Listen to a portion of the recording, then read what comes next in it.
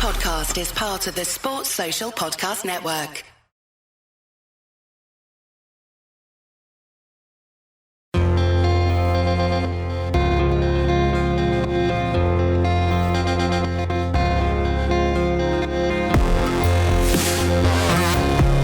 Hello and welcome back to Humans of Speedway and this very special episode looking back on the best of our guests from 2021. I'm very honoured to have been joined by 14 fantastic guests through the course of this past year, including at least 3 British champions, an Italian champion, and also a couple of mechanics as well, and some commentators and some writers. So we've got a lot to get through, and we're going to give you a little burst of each of the interviews through the course of this year, about 5 minutes or so, to give you a flavour. And of course, if you want to hear more, you can listen back to the full episodes at any time. And we start with Jeremy Doncaster, who joined us in January 2021, a 3-time world finalist, Great Britain World Team Cup winner in 1989. Of course, the last time that Great Britain won it before the Speedway of Nations success of 2021, and regarded as one of the best all-round Speedway riders of his generation.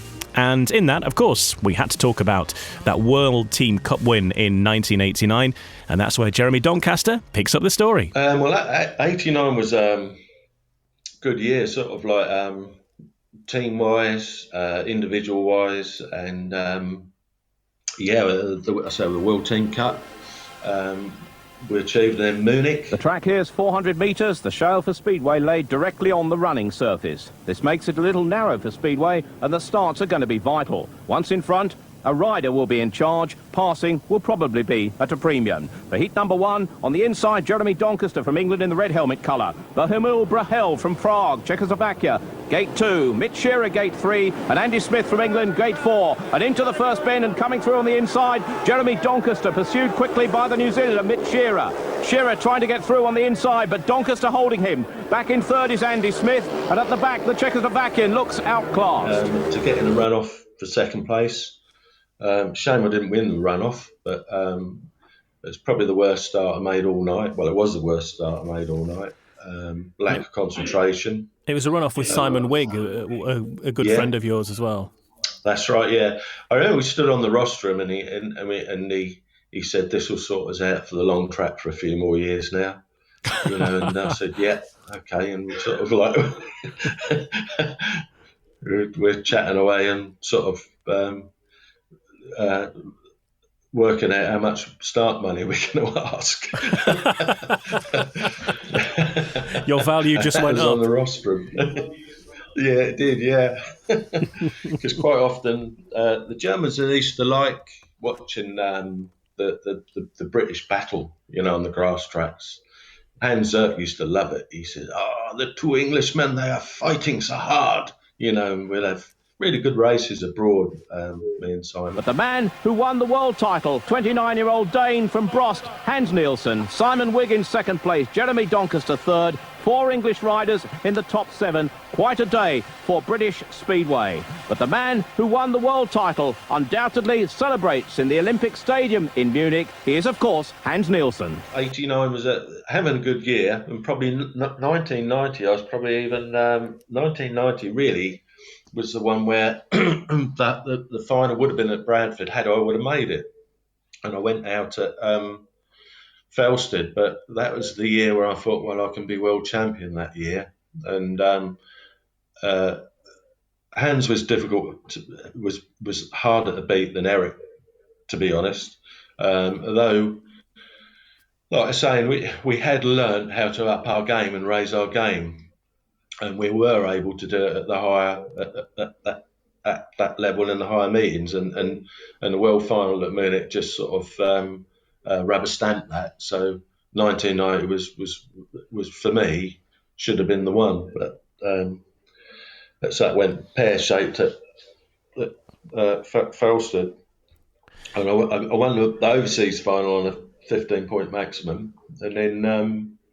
and then Hardy scored a point in Denmark, which is dreadfully slick, which is just totally caught us out, which is a shame, because Bradford was one of my favourite tracks, I certainly rode well there, as well as anyone else there. Obviously, Reading Per was one of my teammates. Well, he was my teammate. And I actually went up there and mechanic for Amando. Actually, I was in his corner of the pits, so okay. I was talking to Per, as through the meeting, or well, actually, he wasn't talking a lot because he's in there just so focused. He was no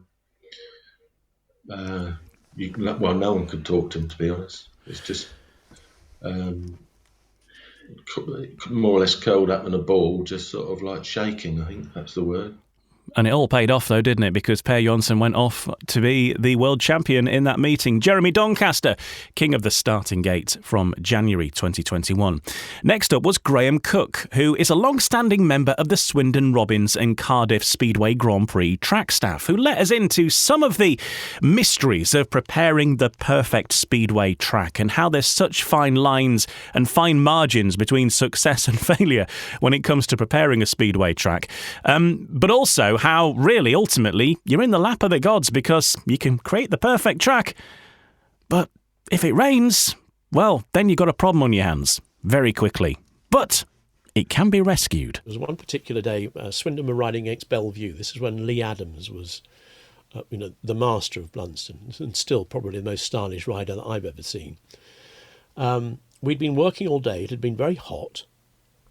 But by sort of 4 o'clock, clouds started to mass in the west. Now, Swindon track sits atop of Blunsdon Hill, and it has very much a sort of a microclimate.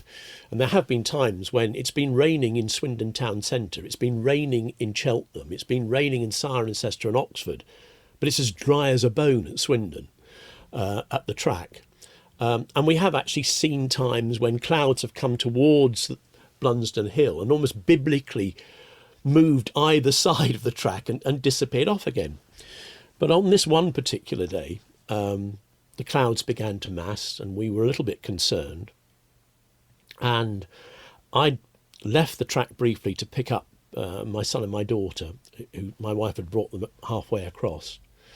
And when I left, the track was bathed in sunshine. As we were driving close to the stadium, there was a cloud burst. And by the time we got into the stadium, standing at the top of the pit gates, I couldn't actually see the other end of the track. The rain was so intense. It had passed by about 7:15, but when we went down to the bottom end of the track, and Blunsdon Circuit is sloped, so bends 1 and 2 are the lowest point within the stadium, effectively. When we got down to turns 1 and 2, the main drain that we dug had been washed away almost, and there was water 3/4 of the way up the banking towards the air fence. Well, we'd spent so much time trying to get the track right, and there was a certain importance about getting the meeting on as well because of fixture congestion, that we got our water cart out, which at the time had got the facility to be able to vacuum up water.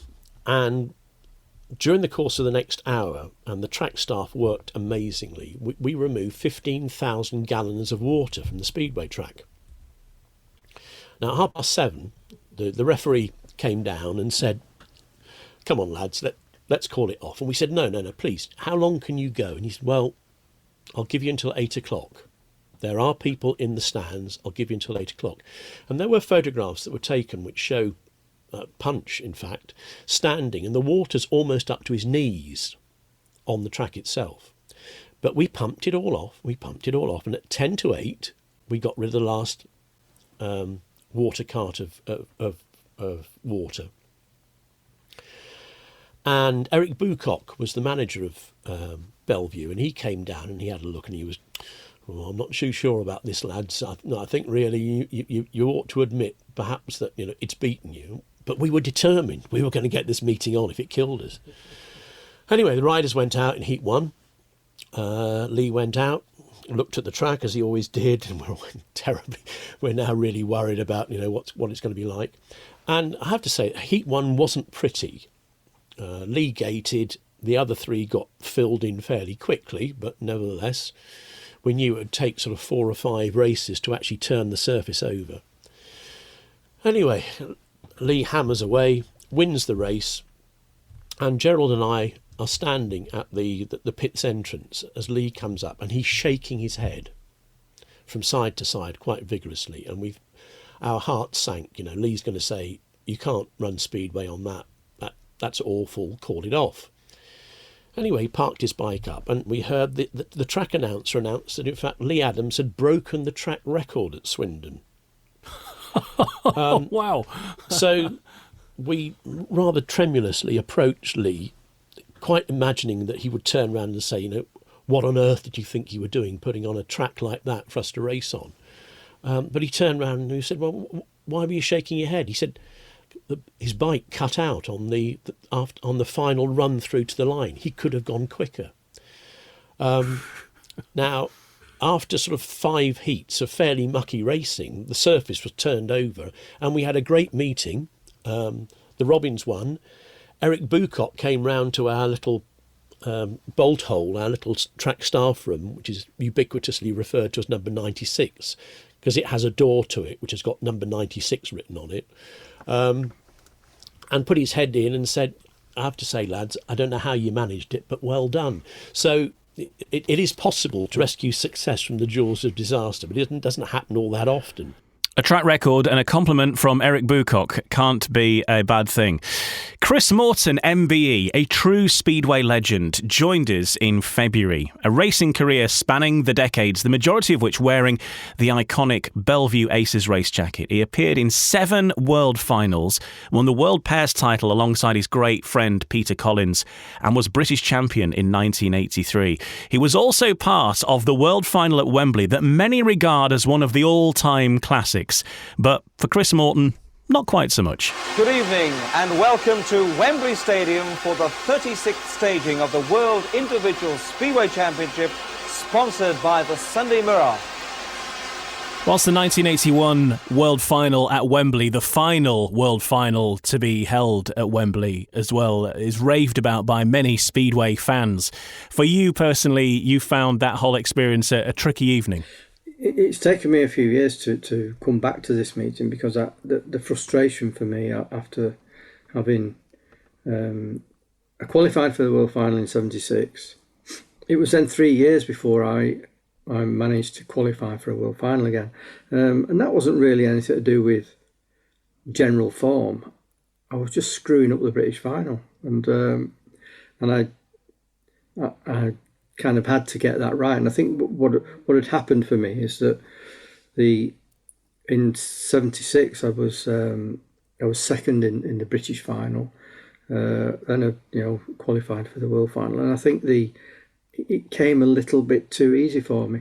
It's not easy, it's a bit flippant that, but I think it had done, and it comes to this thing about league racing and individual meetings, and the only thing that I really want, the bread and butter was riding for Bellevue, and that was what I wanted to do, and I loved it. But the main thing that I wanted to do, if there was a goal that you had, it was to become a world champion. And so as soon as the World Championship round started, then it was game on, and that was the thing and I kept getting tripped up at the British Final and not qualifying. And so I was finding that really frustrating, and in 1980, aware that, almost thinking that I can't let this happen again. I can't screw up the British Final. And so I'd taken, I felt I needed to do something about it, and so I'd gone to a hypnotist, a local guy. I had a couple of sessions with him, and really in the end it was meditation, really, because he did a couple of sessions with me and then said, "Look, you can do this yourself," and taught me how to meditate and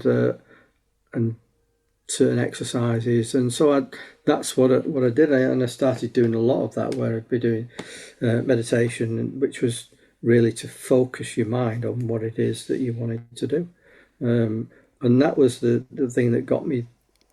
I mean, I don't know that for sure, but I mean, it seemed that in 1980, I then qualify for the world final. I get past the British final. So I'd reset myself, if you like, in 1980. And I had a good year in 1980. And so it wasn't unreasonable for me to think that, right, I've qualified for the world final. I'm in with a shout here.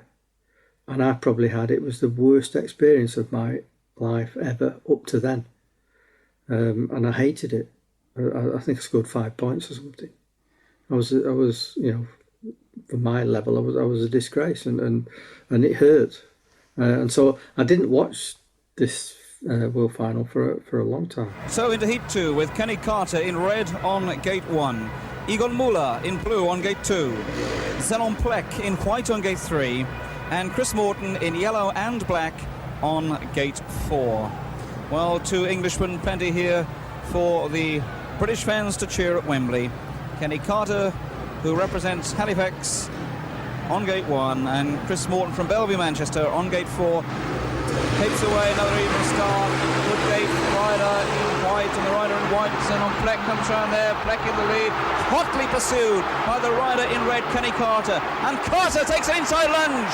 The whole stadium screams. Morton looks for the inside lunge as well. Carter came through, can Morton. Morton gets that extra bit of grip, that extra bit of power. He comes through to second place. Zenon Plek is down. Plek into the fence. And so there are 3 riders left in.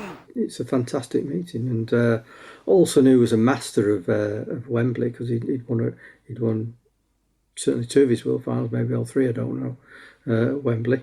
And so for Bruce Pennell to beat him in the way that he beat him, it was outstanding, and it made it an absolute classic. And I recognise that. I just wish I'd been there, because I was good enough to do far better than I did, and but that's the everybody there is good, and so you've got to overcome that in some way or another. Chris Morton, MBE, Bellevue Aces legend, and of course one of the driving forces behind making the National Speedway Stadium a reality.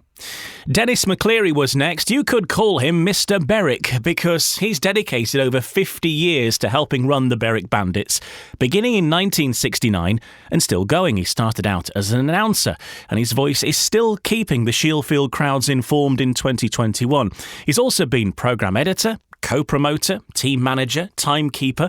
In fact, most jobs other than actually riding the bikes, including at one point being a qualified referee in the 1970s, ruling over some of Speedway's biggest names of that era. And to the present day, he's also been a timekeeper at the British Grand Prix in Cardiff.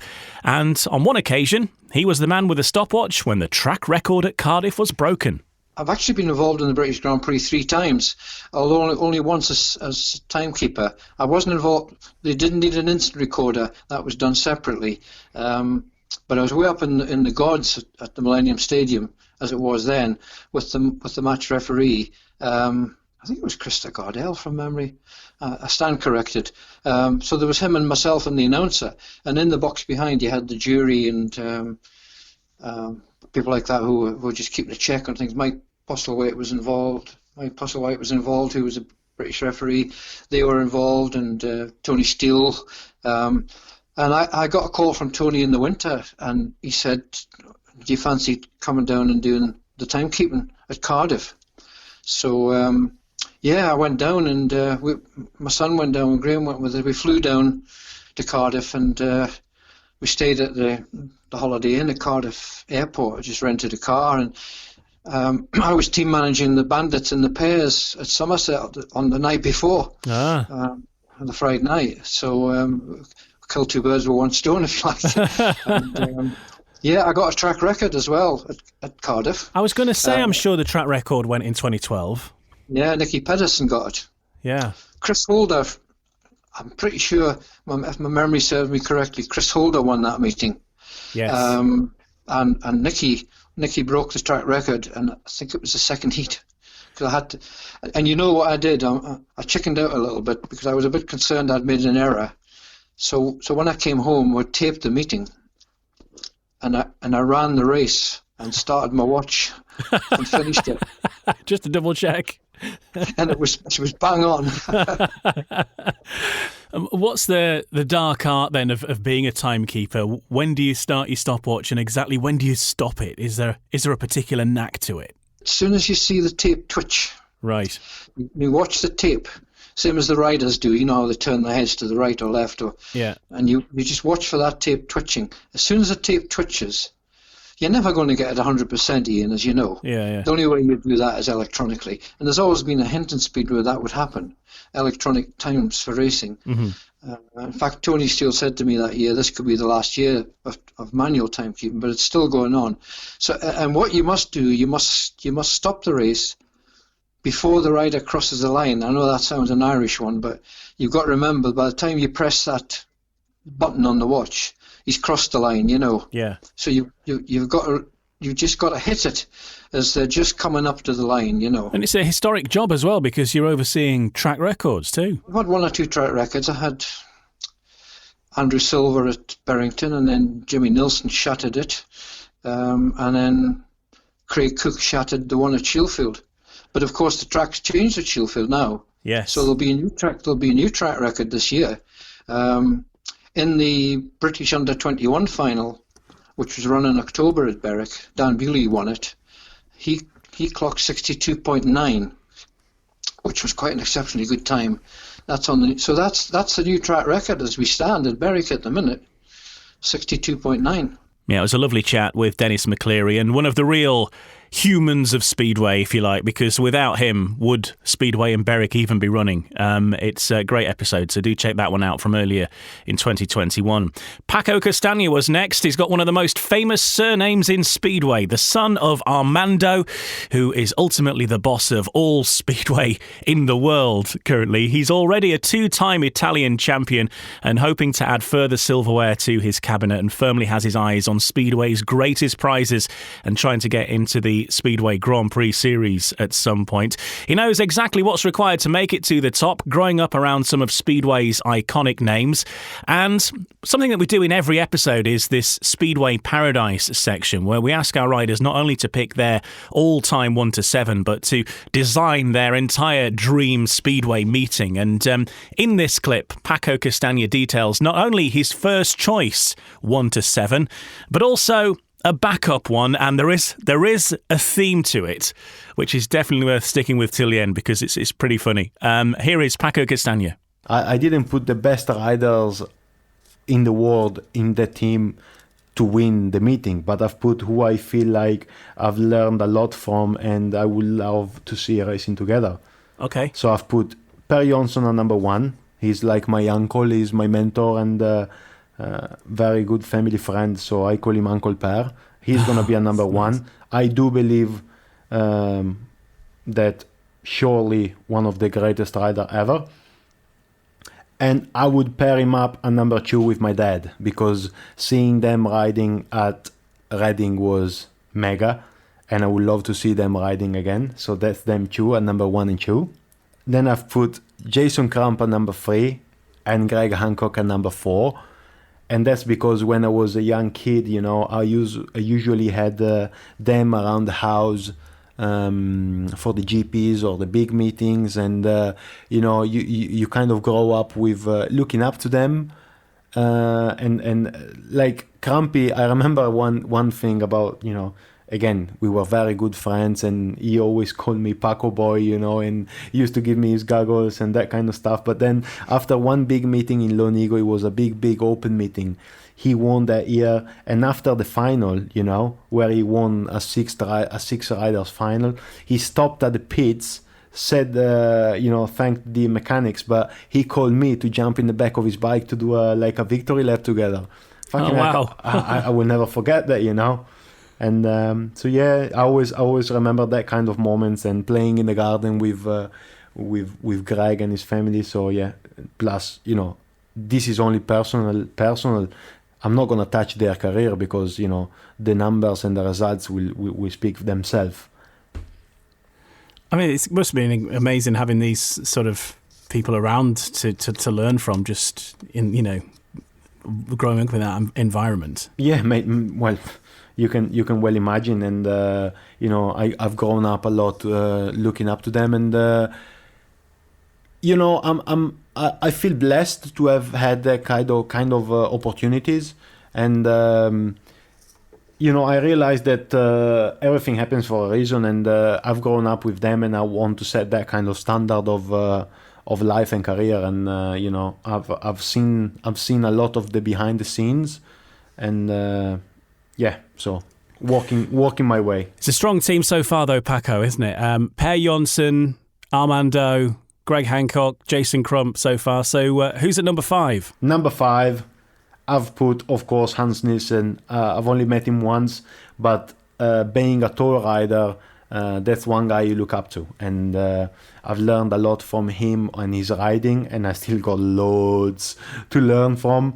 And that's one guy I would put a number 5, because I would love to see Hit 13, Per Jonsson and Hans Nielsen together.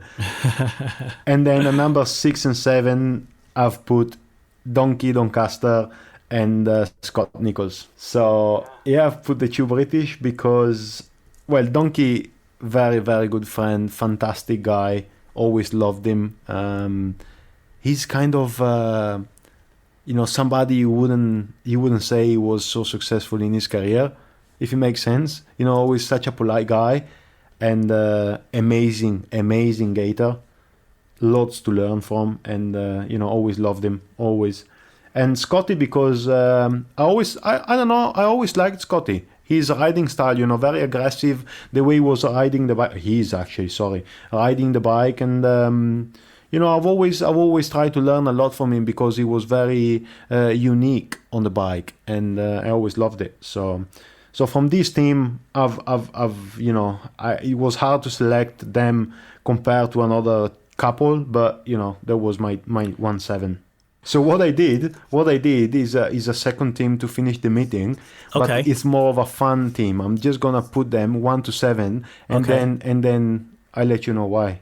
Yeah. So I've put Josh Green at number 1, Mark Loram number 2, Sam Ermolenko number 3.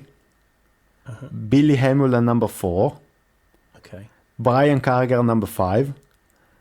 Jono at number 6, and Carl Stonewer at number 7. Wow. So that's why I thought of this team, because if my home team wins the meeting pretty easy, well, not pretty easy, but if they win the meeting, then surely the away team can win it at the bar. Are they the top 7 Speedway drinkers? Is that what you're saying? That's who I think are the best Speedway drinkers. I'm pretty sure about a couple of them, but I heard some stories, so I'm just them 1 to 7 at the bar would be a complete disaster. Yeah, what a team that would indeed be from Paco Castagna, his dream of all-time top Speedway drinkers, and I certainly think he's probably got the inside knowledge there. Coming up in the next part, then we will hear from Nicolai Klindt. We did also an episode about the Speedway Ben Fund, where we spoke to Mitchell Davey, who had a horrific crash a couple of years ago, and with Paul Ackroyd, who is the chairman of the Speedway Ben Fund as well, just to sort of showcase how that situation works, what the Ben Fund does, and how important it is for riders, and why it's so important that you put your money in the bucket when they come doing that, and of course when the Ben Fund meeting comes round in 2022. We also spoke with Aidan Collins, who's the son of the legendary Les Collins, but now offers you, and indeed me, the chance to ride a Speedway bike at Buxton Speedway with his Ride and Skid It company, which is based at Buxton now, and gives you the chance to try Speedway out for real. And we also spoke to Chris Louis, David Howe, Ian Stavros Slater, Mike Taylor from BBC WM, Phil Lanning, and Adam Ellis, the 2021 British champion. Highlights all still to come on this episode of the Best of 2021 on Humans of Speedway.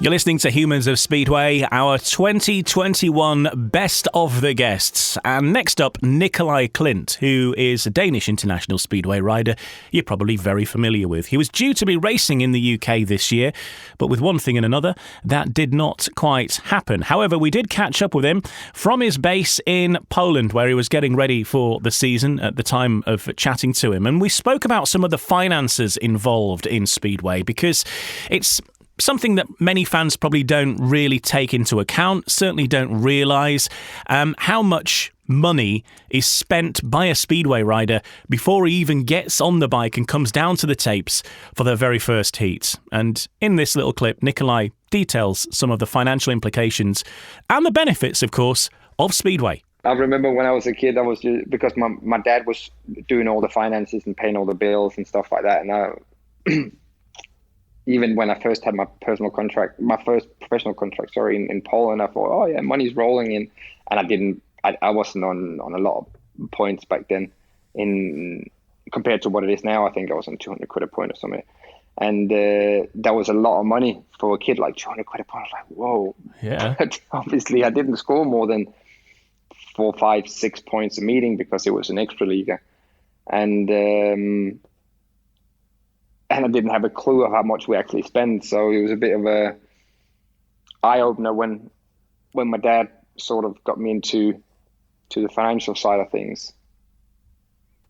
Yeah, and roughly for the fans who are probably completely ignorant and blind to all that kind of stuff, roughly what does it cost to race at an average meeting for a rider like yourself? Obviously, it depends on if you have a full-time mechanic or if you're flying in and out of meetings, but just basic costs. Like if we say England, most mechanics get everything from, I don't know, 50 to 100 quid a meeting without a bike wash. So say it's 100 quid, then you have fuel to and from your workshop. Let's say that's 100 quid. Then you got tire, that's another 50 quid. Oil, wear and tear, and stuff like that. Roughly, you would say it's 50 quid a heat it costs to race. So let's say you race 4 heats, it's 200 quid.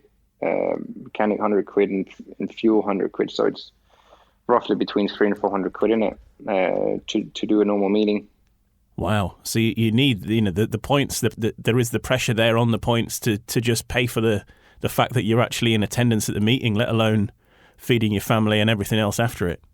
Yeah, exactly. But that 50 quid a meeting, it's wear and tear, oil, this, that, and the other, right? It's my dad that's told me it's costing 50 quid a heat. So I'm not 100% sure.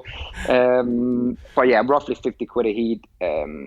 Because obviously an engine, let's say it can do 25, 30 heats on a service, and a service is around 600 to 700 quid. Then you can work that out how much it is per heat, right? So there's Nicolai Klindt detailing some of the costs that speedway riders have to face. It's not a cheap sport, and that's when it's going well. What happens when it goes wrong? Because you've got then repairs to pay to both your bike, your engines. It gets very expensive, and especially if you have an accident where you're out on the sidelines, means you're not earning any money. And that takes us nicely to our next episode, which was a Ben Fund special. The Speedway Riders Benevolent Fund is the world's only charity dedicated to helping injured speedway riders. Racing in the British Speedway Leagues is unique in that if you have a bad crash and you are ruled out, the Speedway Riders Benevolent Fund will leap into action and help provide funds in the short term, or indeed the longer term, or indeed in some cases after a speedway rider's career is long over, to help with the financial burden of being a speedway rider and the injuries that it brings to your body. In this episode, we spoke with Mitchell Davey, whose life was changed in a split second when he was critically injured in a 4-rider pile-up racing for Birmingham Brummies a few years ago. I was there, I saw this accident. It was the most horrific speedway crash I've ever seen. I don't want to see anything like it again. The Speedway Ben Fund leapt into action and took away some of the immediate financial worries and helped his recovery. But it was a long road back for Mitch because his injuries were very severe and his life was very much in the balance at the track and shortly afterwards as well. In this episode, we hear from Mitch himself, who obviously doesn't have much recollection of what actually happened, but he can tell us about his recovery since then. And we hear from Paul Ackroyd, the chairman of the Speedway Riders Benevolent Fund, a former FIM referee who now oversees the charity and ensures those who need it get the right support as quickly as possible. Yeah, that's what I've, like, from watching it back, I hit a rut, got grip, laid the bike down. Sam Beebe, who was off gate 1, he hit a bit of grip, and it lifted, and he let go of his bike, which took out Josh Bailey and Callum Walker. And it was then, I think, all 3 bikes met me at the fence, I guess. At the time, you're immediately out of work. All your income has ceased. You've still got bills, and like anyone, and they step in and just relieve that pressure. And the other thing that the Ben Fund done that probably would never be heard about or noticed would be the support that Paul himself offered to my wife while she sat by my bedside for 2 weeks down in Birmingham. She was in a strange city, sleeping in a hotel and spending 12 hours at my bedside every day, and the support and everything that they offer. It's a full package, and riders can't be thankful enough. You never want to obviously have to call upon it, but when things do go wrong, they're there immediately. No questions asked. They're there for us. It took a lot of time, that's for certain.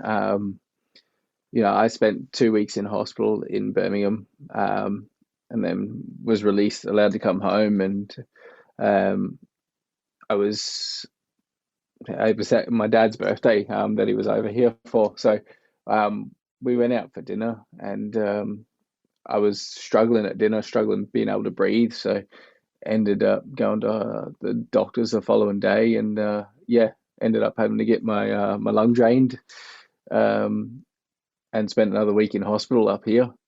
And then since then, it was a matter of time, like letting the bones heal first before I could do anything. Starting physio again, getting gradual movement back in my shoulder and my lower back, and at the same time building up my lung strength again.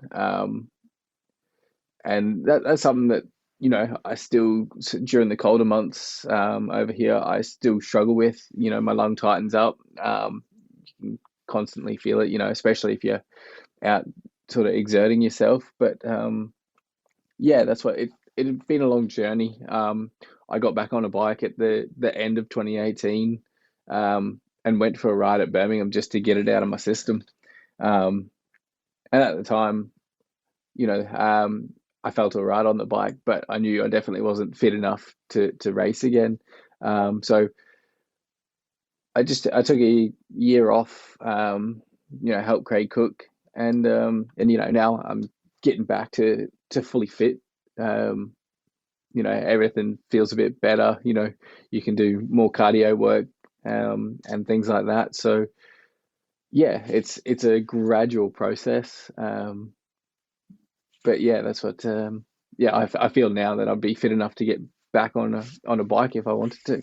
Chairman of the Speedway Riders Benevolent Fund, Paul Ackroyd, joins us now. Paul, tell us about the work that the Benevolent Fund firstly provided for Mitch after his accident, but also to the wider Speedway community as well, and the kind of work that the Speedway Riders Benevolent Fund do, and why people's donations are so valuable.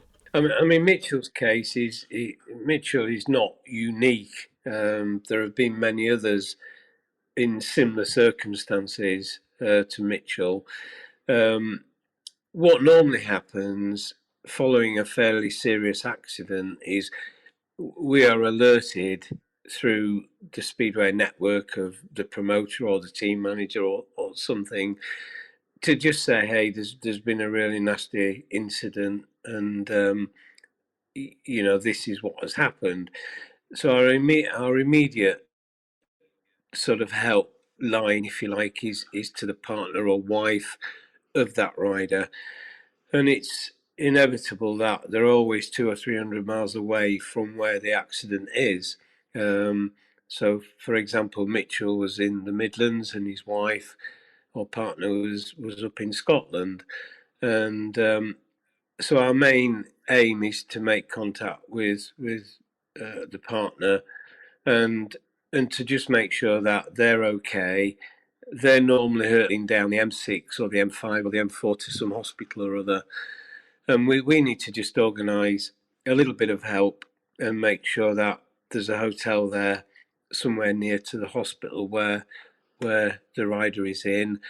And we need to make sure that they have some money immediately to enable them to survive and get through whatever is going to be thrown at them over the next few days.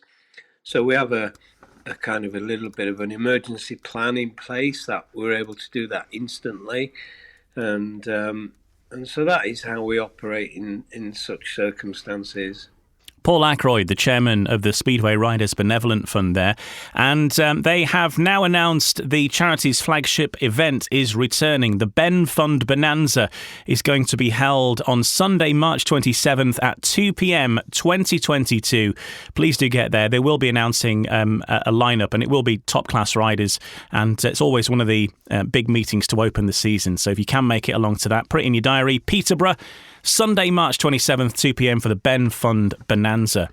You're listening to Humans of Speedway. I'm Ian Brannan, and we're looking back on the guests of 2021. Aidan Collins was born into Speedway, and it's hard not to be when you're the son of the British Speedway legend Les Collins. Following a Speedway and flat track career of his own, Aidan now gives motorcycle enthusiasts and Speedway fans, whoever they are, the chance to ride a Speedway bike. You can join him at the Buxton circuit, where he and his dad Les, former world number 2, of course, ex-rider Adam Allett, and Joe Screen was also on hand the day I visited as well. And I headed up to the Peak District, got kitted out, and tried Speedway for real. White knuckle ride, you ain't seen nothing yet. All right, just got my gear on. There's a lot of it. I didn't realise how long it takes to get ready as a Speedway rider. Got body armour, got knee pads, got a steel shoe, got the full lot. Just want to explain a little bit about what's going on today. We've got a lot of beginners today. So a lot of the beginners, what I'm going to be saying to you don't have to take in too much notice, because you're going to have one-on-one tuition with my dad Les, and Adam Allett is going to be really taking care of you. The rest of you guys are going to be lumbered with me and Richard, unfortunately, but we're going to get you straight out onto the big stuff and get you going a bit more in depth, more sort of stuff. And then we'll probably swap over just before dinner time so my dad can give you a bit of a lesson. We've also got superstar here, Joe Screen, as well, so don't be afraid to ask him, because he's going to be going out there giving it some on the 125s as well. And we've also got Ken Eyre as well, the old Bellevue Speedway legend, helping us out as well today. So we've got a star-studded field here with us today. You know, as a Speedway fan, it is really impressive to be stood there wanting to learn about how to ride a Speedway bike, and knowing that you're getting tuition from your dad, who's a former world number 2, Joe Screen, who's a legendary British Speedway rider of modern times, yourself, you know, Adam Allett, you're all people who have been there, seen it and done it, and at the highest level as well in different ways. And you know that you're getting the real deal here. No, that's it. You know, we've got no shortage of riders wanting to help us either. You know, I think they like what we do, and yeah, they're always willing to. You know, they're always there at the end of the phone if I'm ever struggling for an instructor, just to give us a bit of a hand or whatever. They're always there. But the 3 main instructors is myself, Adam Allett, and my dad Les Collins. They're the main instructors. But yeah, we do have guest instructors, and also we have old Bellevue Speedway legend Ken Eyre up there as well, just helping us out. So, and on any given day, there could be one of the Speedway mates just popping in and just having a look, or just chucking a bit of advice out now and again. So yeah, it's just a nice family atmosphere, and you know, we go at everyone's pace. We suss you out what level you are at, and we take it from there. And that's generally, you know, put us in good stead. And we're really running a really good, positive setup up there these days. You know, after the good few years it took to set it up and get the name out there. Now we're really motoring. You know, on the Speedway side of things, that's always busy. And then we launched the flat track as well in 2017, and to be honest, since we launched the flat track, the business boomed. It just went crazy. But again, flat track is a very new and exciting sport for a lot of motorcyclists. This is Humans of Speedway. That's Aidan Collins. Let's hear a bit now with your dad, because I was out on the centre green at Buxton, and this was how things started for those of us who'd never ridden a speedway bike before. There's a little tiny track in the middle, and really it's walking pace all the way round. And here is Les Collins explaining some of the stuff that we're going to do, just to give you a bit of a flavour. Your left foot on the floor, shut right off, slow your speed down, and then as you get to walking pace, pull the clutch in. That disengages the gear anyway, so the bike will freewheel. Then all you do is just drag your foot in the dirt a bit, your left foot, and it'll just come to a gradual stop. But that'll come as the day goes on anyway. So it's just nice and gentle on the throttle, just to carry around the track. So that's Les Collins' instructions, and then it was time to, get on a speedway bike. Here we go.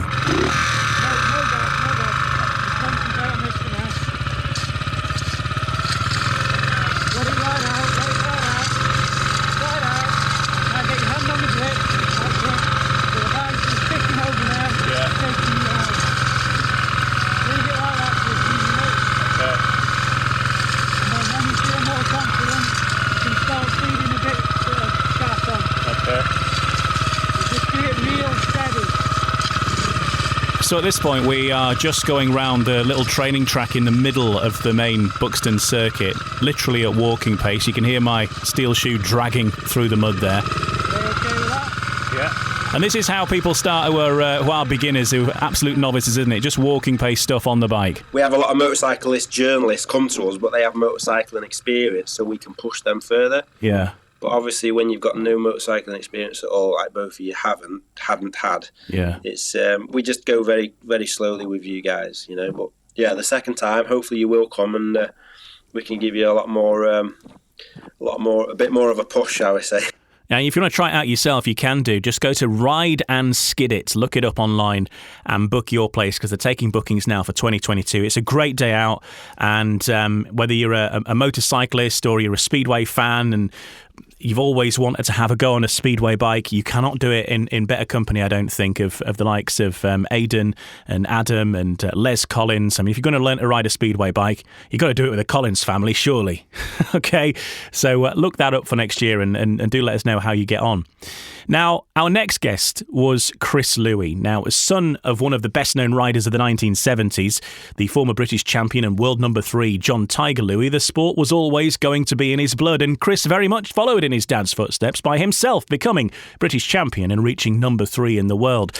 He was also captain of what many believe to be British Speedway's best ever team, the Ipswich side of 1998, which was just a who's who of Speedway at the time. A team which featured Thomas Golub and world champion of that year, Tony Ricardson. They went on to claim an unprecedented league and cup treble, and in this clip, Chris explains what it was like racing in a team of, well, frankly, legends. As far as the dynamic goes at the top of the team, we were very competitive. You know, in a sort of in a good way, we were competitive. But you got to heat sort of 15 at the end of the meeting, and you were paired with, or in my case, I was paired with 9 times out of 10 either Tony or Thomas. And really, at that point, we generally speaking, we'd won the meeting, certainly at home, and in a lot of cases away from home. And it was a case of beating your teammate by as much as possible so that he knew you meant business in the Grand Prix at the weekend, that sort of thing. So it was a strange dynamic, but it worked very well. And well, that's it. Ipswich are the 1998 Elite League champions. Well done to them. When what a reception down the back straight. Thomas Golub, well, he wins the final race then, or the heat number 11 rather, and it's the race that gives the title to Ipswich this evening. Well done to them. They move into an unassailable 20-point lead. The trophy you won for winning the league, though, was a proper speedway trophy back then. It was, a tyre mounted on a plinth, and we don't see many trophies like that these days. No, we don't, and there's a very special story to that particular trophy that year, because it developed a terrible smell, and we couldn't quite work out what it was until we found out that Shane Parker had put a kipper in there before it was presented to us. Why doesn't that surprise me? No, it didn't surprise us at the time either, but it just took too long to find out. By then the smell was dreadful. Unbelievable. Well, we do have a Shane Parker episode from way back when, if people want to catch up with that. But you listen to the Shane Parker episode, and yeah, you'll hear, because there was all sorts of japes that went on, because he rode for Kings Lynn and Ipswich over the time, didn't he? And I think he was always wise to each other's, each of the tricks that went on, I suppose, with tracks and all sorts of stuff, driving tractors, hosing down Kevin, and all these kind of things. Yeah, the relationship between Kingsley and Ipswich was never lost on Shane. Having ridden for both of them, he fully appreciated what each of them thought about each other. And then you regained the British title in 2000. Which one is the one that's sweeter than the other? Because I think sometimes riders win a trophy or whatever it is, and because of the whirlwind that surrounds the first one, that sometimes they enjoy the second the best. I enjoyed them both, obviously on the night, and just winning the event. It was something that obviously, you set targets in your career, and a national title is certainly one of them, along with world titles and club titles and various other things. So I know that winning the British title always meant an awful lot to me. As I sort of said at the beginning of this, that it was such a big day. It was a massive thing. I don't know really. I thoroughly enjoyed obviously the first one, and that is special because it's a target you set yourself, and then to achieve it is great, to hold that trophy aloft. The second one, I seem to remember, it rained all night from the very beginning to the very end, and the track was quite difficult. And I'd always been told that I couldn't ride difficult tracks, so I think there was a certain amount of pride in that one, pulling it off in difficult conditions. And I had a point to prove that I could do it, and they were great years. At that time, it seemed like myself and Mark seemed to share the title. He would win it one year, then me, then him, then me, and it sort of went on like that. So, and you've seen it in more recent times, in particular with Chris Harrison Scott, obviously. So, that's how it was going. But no, it's something that I'm very, very proud of, and I won 2 and Dad only won 1, which I often remind him of. And what's the reply when you remind him? Well, he hasn't really got a comeback because he got a 3rd in the world, and so did I. So there's not nowhere else to go. So it's just that extra British title is what separates you. One thing I've got on him, yeah. It is a fantastic episode, so do please listen to that one if you get the chance, with Chris Louis. Still to come on Humans of Speedway, the best of 2021. We'll hear from Mike Taylor, BBC Radio WM reporter. We'll hear from Phil Lanning, son of the legendary Dave Lanning. Adam Ellis, the 2021 British champion. Ian Stavros Slater with Tales from the Pits and Tales of Traversing Europe with Carl Stonehewer. And next, we'll hear from David Howe, who is a stalwart of a rider for British Speedway and now a mechanic working with Ryan Douglas. We'll hear about his British Grand Prix experiences in the next part of Humans of Speedway.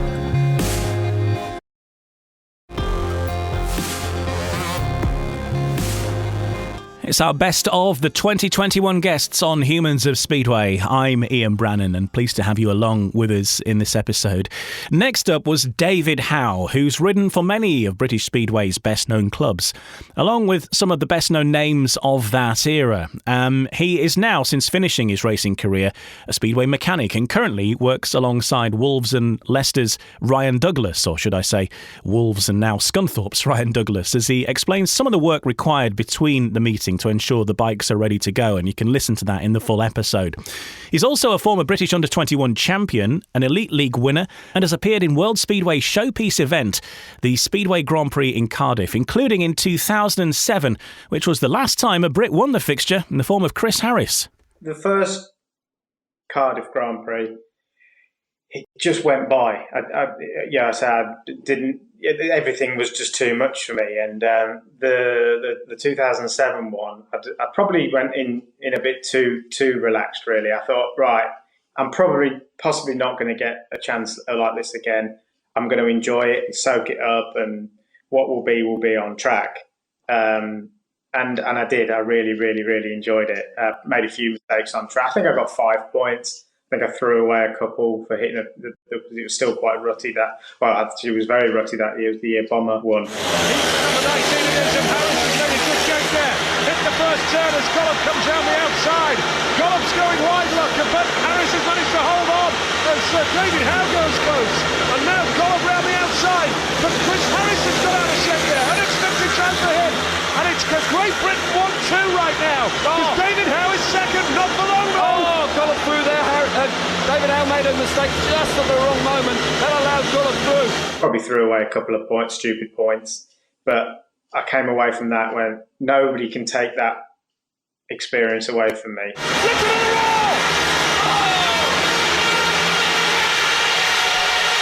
What a result for British Speedway! Chris Harris has got the win, and David Howe has relegated Antonio Lynn back to the back, and that gives Scott Nicholls a chance. From getting there to machine examining to walking around the pits, looking at the ride, doing it, I made sure I enjoyed it and soaked it up, and it's a memory that, like I say, nobody can take away from me, and I've got forever. And what a GP to be involved in as well. I think it's probably the Grand Prix that gets mentioned more than any at Cardiff, where Bomber won, and a fantastic occasion for British Speedway, and you being a British Speedway rider and also being part of that and having a hand in it, I suppose, as well. What do you take away from those kind of occasions, though, as a rider?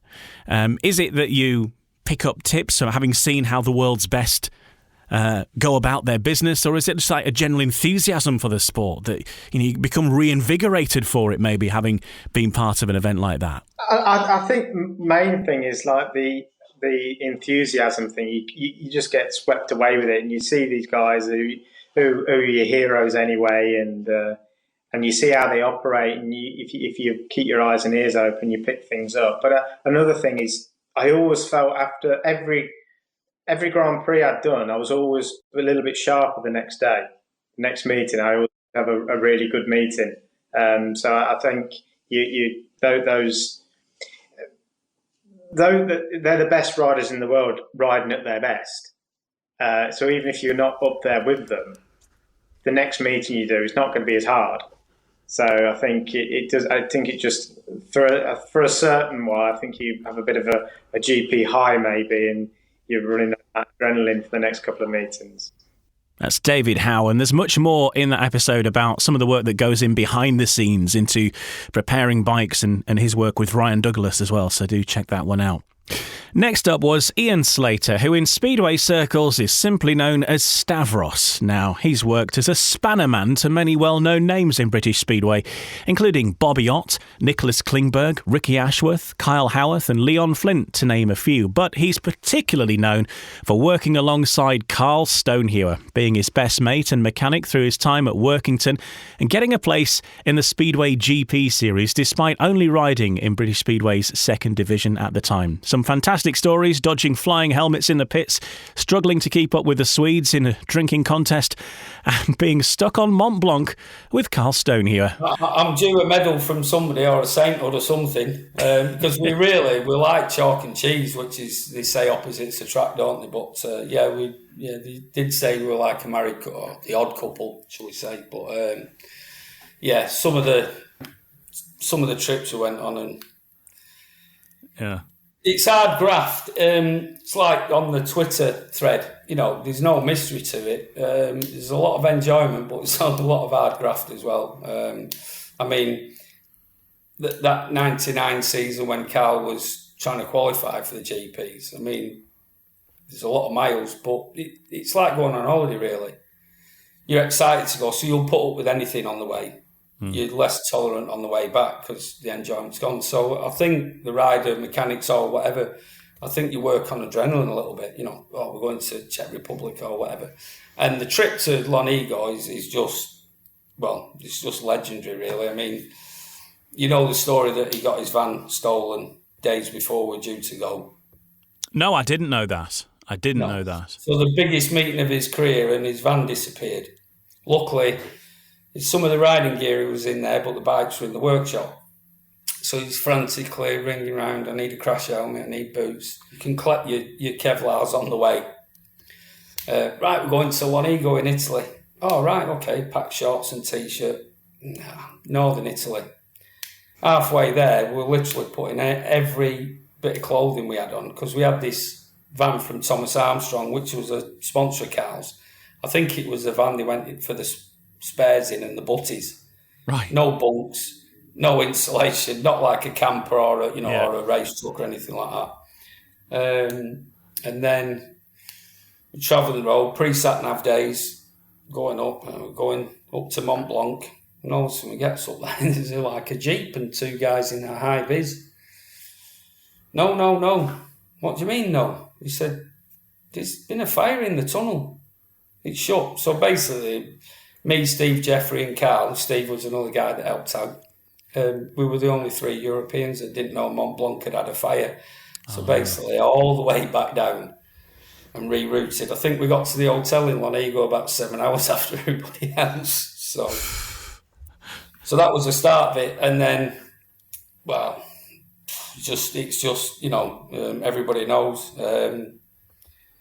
Biggest meeting of his career.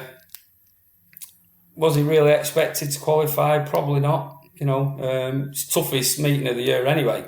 And I think it was then, the format was like the GPs at the time. 2/3 and you're going home, and he kept getting a second and a win. And all of a sudden, talking to Ian Thomas. Listen, if I qualified for this, I'm not going to be at Workington on some Saturday nights. And Ian Thomas said, go out and qualify, and if you do, I'll worry about that later on. The fact that he finished on the rostrum, and there was like 1 million Workington fans there, and I think allegedly Billy Hamill turned around to Carl and said, who won this bloody meeting? Because literally it was just all Workington fans, all for Stony. So, and that for me was kind of a highlight, really, because for one of your best mates to do that in a sport you love, it doesn't really get any better than that. So, it was probably mid-speedway highlight, really. That's Ian Stavros Slater. Many great stories and some great insight in that episode as well. Next was Mike Taylor, who's the man behind the mic on the commentaries and coverage provided by BBC Radio WM in the West Midlands, but it's available further field than that online. He's a Speedway fan at heart, having followed the sport as a young Brummies fan in watching Hans Nielsen racing around the old Perry Bar in the early 80s. Now, something else that we do in each episode as part of the Speedway Paradise section, as we call it, where you're designing your own dream Speedway meeting, is we ask what changes you would make to Speedway. All our guests answer these questions. And here is what Mike Taylor had to say, including reviving an old competition. The thing I've thought about Speedway rules, having studied them a bit, trying to cover Speedway, is that whatever rule you try and change, there's an unforeseen circumstance of it that you haven't thought of. So with that in mind, I am going to float this. And it partly harks back to what we were saying about the referees, but I'm quite happy to hear from any number of better informed people to tell me why it won't work. But I'm going to float it anyway, to be shot down. At the moment, in a nutshell, if there's an incident in the first turn, the referee reserves the right to invite all 4 riders back. On the basis that, and again I'm paraphrasing, it's a racing incident, these things happen, call them all back. I'm going to float that we should extend that beyond the first bend. That at any point in the race, if the referee feels that the just cause is to say, I am not going to apportion blame to any one rider, then I reserve the right to bring them all back. Or, if necessary, exclude more than one rider, but I think the better way would be to say, you can, if you choose, if you think it's the right course, reserve it back. I think sometimes we end up putting referees in a very tricky position, where from one angle you can look at it and say, it looks a bit more rider A's fault than rider B, and then you look at another angle and think, I don't know there. And then, but a black and white decision's got to be made one way or the other. Now, maybe you might say, well, I'm offering the referees a cop-out there, that they'll all just take the easy way out. I don't know without trialling it, but I'm not sure why we arbitrarily say only in the first bend, and after that, the referee's got a plump for somebody. I've seen plenty of incidents on the third turn of the first lap. You think, oh dear, they're still pretty close together here. This is still just two hard chargers going for the same bit of track. And, if you were the team manager, you'd be disappointed if either one of them gave way. But the referee's got to pin it on one of them.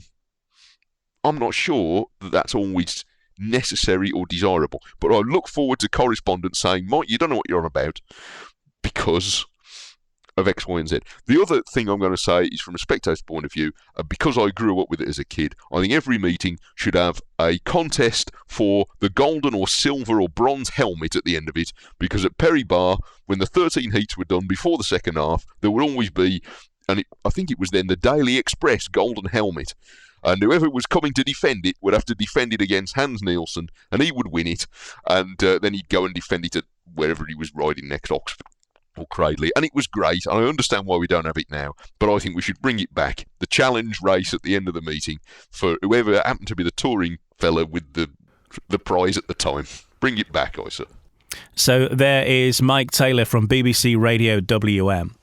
Next was Phil Lanning, a multi-award-winning journalist and sports publicist, and during his career he's written for the Sun newspaper for over 25 years, as well as writing leading articles for the Speedway Star and working directly alongside huge names such as Ty Woofenden, Jason Crump and Gary Havelock, just to name three world champions, in managing their PR and publicity coverage. He's also the youngest son of the legendary commentator Dave Lanning, the voice that the vast majority of Speedway fans will have grown up with, and so it's little surprise that Phil continues his dad's work reporting and promoting both the sports of Speedway and darts. But in this clip, Phil reveals how Gary Havelock, an actor from EastEnders, and Piers Morgan all combined to give Phil his break at the Sun newspaper. I got a very fortunate break, literally, to start the Sun. I met, we were doing a story with, I was press officer for British Speedway in '93. Bizarrely, when they had a company called GJR Promotions ran the promotional side of the sport, and we did a story with Sean Maguire, the old EastEnders character, and he was being taught to ride a speedway bike by Gary Havelock, who I was looking after at the time, and we ended up at Arena Essex, and Sean Maguire was handled. They were trying to make his image. He was in EastEnders. He was a major character called Aidan in EastEnders, and he was a big character. It's a pop star as well, wasn't he? I think around about there. He ended up in a film. He ended up more recently in a film called Gladiator, I think. But Max Clifford, of all people, was his agent. They were trying to make him into this superstar, make the most out of him being this lead character, because he was going to get killed off or something at some stage. So they're trying to seize the day with him and propel his popularity. So they tried to sex him up by him being taught to be a speedway rider by the current world champion. And I did this story at Arena Essex. I went there, turned up as a reporter for the Speedway Mail, and I did the story with Sean and Gary and Max Clifford, who wasn't very happy about stuff. But anyway, that's another thing. But it just so happened I'd started doing shifts at the Sun at the same time. I got on immediately very well with Matthew Wright, who's still on This Morning now, and he still is a really good friend. And we got on him, and Matthew said he saw the stuff I'd done in Speedway Mail. He said, "You've got to come and do shifts. You've got to come and do shifts. You've got an eye for this." And I ended up starting at the Sun with him on the same desk, on the bizarre desk, the showbiz desk, as Matthew Wright, Piers Morgan, and Peter Willis, who was the TV editor, who sadly died recently, who went on to be a great executive at the Mirror. And so I started on my first days with Piers Morgan and Matthew Wright on the same desk. And then I got a call from Gary about 3 weeks later saying, "You're not going to believe this, Sean Maguire's broken his leg at Arena Essex. We're practicing." So this was like about 10 o'clock at night. I lived in Basildon at the time, which was only just down the road from Arena Essex. So I then had this clandestine conversation with Gary saying, "Did anyone get any pictures of this? Is there anything there?" And he went, "I think there's a roll of film somewhere." So I literally dived off at about 10 o'clock at night, got this roll of film, and then rang the desk at the Sun and said, "I've got this story, Sean Maguire." And Max Clifford was saying, no one's to know about this, whatever. And I ended up ringing Piers Morgan at home. They gave me Piers' home number, and I was like, "Crikey, I've got to ring Piers Morgan up." And we ended up getting the story, and it ended up on page one of the Sun. And literally the next day we did the follow-up and everything, and I literally went straight, was about 2 days later I was marched into the editor's office, which was quite fearsome at the Sun. It was Kelvin Mackenzie at the time, and he basically just slid a bit of paper on when he said, "You've stitched up Max Clifford, there's your contract, you write what you want to be paid on it." And that was it. And I was then at the Sun until full time until 2014. That was in '93. I'd been there for about a year, so I still write for the Sun now. So, but I left as a staff member in late 2014. So that's where it was all born. It was all because Sean Maguire broke his leg. So that was my lucky break. There is Phil Lanning, who gave us a great many stories about his career and also growing up with his dad, Dave Lanning, and some of the things that he used to get up to as well in his time commentating both on Speedway and on darts. And our final guest of 2021 was Adam Ellis, the 2021 British Speedway champion, who added his name to a trophy adorned with the greats of the sport. But his beginnings are very humble. He's gone all the way through the British youth system, through the National League, the Championship League, the Elite League. He's already a double Premiership title winner with Swindon, and he's also got his eye on more silverware in 2022. But where do we begin with the Adam Ellis story? Well, in this clip, we find out how horse poo turned into horsepower, as his original outings on Speedway bikes were very much funded by pushing a wheelbarrow. Here's Adam Ellis.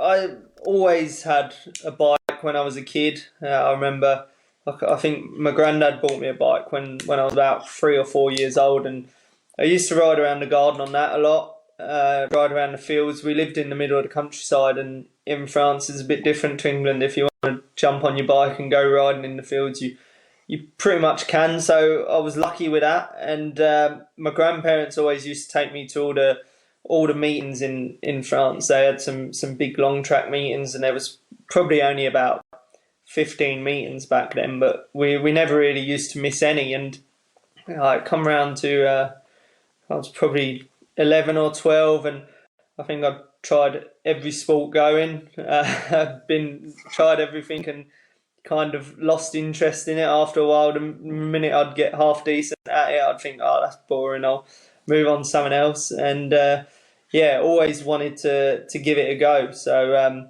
and I remember, so I'd asked my mum, and my mum said to me, "Oh, you speak to your dad, see what your dad says." So then I called my dad and spoke to him, and I think originally he said no. So I was kind of like, oh, it's a bit stuck with how I was going to do it. So my granddad said to me, he was good friends with Cecil Taylor, who used to, if anyone's into grass track, probably from the 80s or 90s, or maybe even before then, they'd know of Cecil Taylor, and he's a pretty handy guy. So he said to me, I can build you a bike up from leftover bits I've got. All we need is an engine. So my sister had some horses, and I used to sell the horse manure to the gardeners until I'd saved up for enough to buy an engine, and that's pretty much how we started. And it was good. It was, I loved it from the first time I tried it, really, and I haven't really looked back since. That's certainly a different way of funding your Speedway career. I've not heard that one before. It was only to buy the first engine. I think it was about €150 for a little 125 engine, and I think my parents kind of thought if he's willing to do that, then he's probably going to stick at it. So it worked out good. And then where did it progress from there? Because obviously, as you mentioned, grass track and riding around fields. When did it start to get serious and to a point when you think, well, as you said, you try various sports out and get bored with it. When did it sort of click with you that actually, there's something in this, I do enjoy it and I want to keep doing it? I don't know if there was a point. I kind of loved it. I always loved it as when I was a kid. Like I said, I never used to miss any meetings. My grandparents were pretty good like that. They used to take me anywhere. I could be coming home from a football match on a Saturday, and I'd see a sign for a grass track meeting that day or that night, because they were all nighttime ones. And I'd call them up and they say, "Yeah, well, get home, have a shower, and then we'll come pick you up and we'll go." So I always loved it, and I think done a few practices, and then my dad got involved, and I think I'd done a few meetings. There was probably only 10 meetings for the 125s back then, so you wasn't riding every week. So you kind of I'd finish a meeting and couldn't wait for the next one. And obviously went up through the ranks, 250s and stuff, doing a few more meetings, and it was only really in I don't know how old it would have been, probably 15, and Phil Morris was doing his testimonial, and he's good friends with my dad, so he'd spoken to my dad and said, does Adam want to ride? And obviously I did. It was whether my dad was going to drive me over there, and he did, and kind of done one meeting, then got involved. Neil Vatcher got in touch and got me to do a few under 16 meetings, and I think I won the 2 rounds that I did of the under 16 British Championship, and then did a few meetings for the Isle of Wight, and obviously at the end of the meeting got some money for it, and I was thinking, this is great, I can make money from riding bikes, and that was pretty much it. From then on, I wasn't really interested in school, wasn't interested in anything like that, and just wanted to race speedway for a living. That's Adam Ellis, who was our final guest of 2021, and of course he is the 2021 British Speedway champion. You can listen to more of these episodes at your leisure on any podcast platform. They're each at least an hour long, some closer to 2 hours, but have a listen to them when you can. And we have more new episodes on the way in 2022. In the middle of January, our next guest I can reveal will be Jordan Palin, who is the youngest member of Dad's Army, and at 17 years old, already a champion of the Premiership League in British Speedway. And he's got much more ambition beyond that. I can tell you that he is going to reveal in this episode in January. He's got his sights firmly set on the very top. And we're going to hear some of the backstory and the work that goes on that you don't see as a fan for a young lad like him to get to where he is at that age, because it requires a lot of support, not just the inner drive from him, but of course he needs the support of his family and friends around him to get him to these meetings, to push him through, to give him the equipment. And we're going to hear more about that story as well with Jordan Palin in January, and we're going to have a few more youngsters on throughout the course of January as well. Thanks for listening throughout the course of 2021. It's always nice to hear that people are enjoying listening to the podcast, and I do this as a little bit of my hobby, really. To be honest, is Humans of Speedway. It's just there for me to have a reason to speak to some Speedway riders and people in Speedway about the sport, and it's been great fun and a pleasure to bring them to you. And have a great new year, and we'll speak again soon on Humans of Speedway.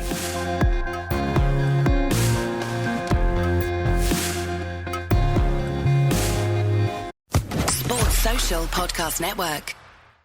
Judy was boring. Hello. Then Judy discovered ChumbaCasino.com. It's my little escape. Now Judy's the life of the party. Oh, baby, mama's bringing home the bacon. Whoa, take it easy, Judy. The Chumba life is for everybody. So go to ChumbaCasino.com and play over 100 casino-style games. Join today and play for free for your chance to redeem some serious prizes.